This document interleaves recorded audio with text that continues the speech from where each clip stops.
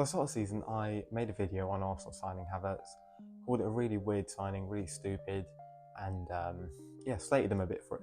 I had my reasons, and you can go back and check that. I'll leave it in the description. But I was wrong, and Kai Havertz, I owe you an apology, so I'm sorry, mate. He did start the season very poorly. I remember the game against Fulham at the Emirates ended 2-2, where he was dreadful, kept misplacing passes, missed an open goal, didn't run in, stuff like that. Against Man United, he missed an open goal. And he looked really lost. Since then, he's been moved into more of a number 9 position as a sort of deep lying forward, and I think we've seen him perform much better in that role. A part of that is because I don't know if he's technical enough to play as a central midfielder in an Arteta system. But I also think him playing further forward allows Ødegaard and Rice to get further forward because they know there's someone else back to help defend. Havertz's hold-up play has been fantastic. You know, he allows Martinelli to cut inside easier. He's a big aerial threat as well.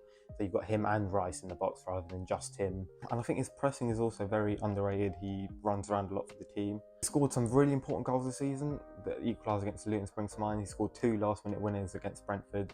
And as a QPR fan, that only makes me like him even more. In big games, he's been really good as well. He got the assist at the Emirates against Manchester City.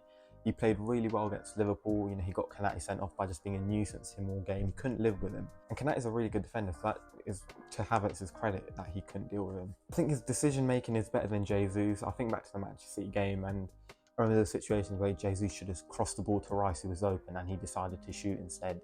Havertz is much more selfless in my opinion. Although Jesus isn't a particularly selfish player, I think at times he can be, but Havertz always thinks of the team first. But I also think that he's more full of confidence now. He's definitely a confidence player because at the start of the season, he wasn't making some of the runs that he is now making.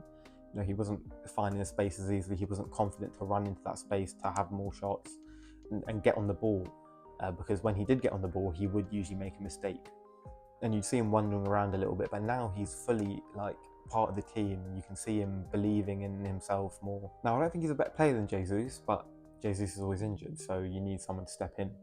He's a big aerial threat, as you know, he scored against Brentford with a header, he scored against Luton with a header. Do I think Arsenal could have spent 60 million more wisely?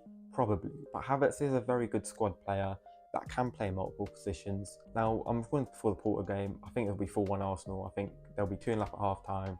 They'll get another goal. Porto will then get a goal and pile on the pressure a bit, won't take their chances, and Arsenal get one right at the end. Thank you for watching. I'll see you soon for another video.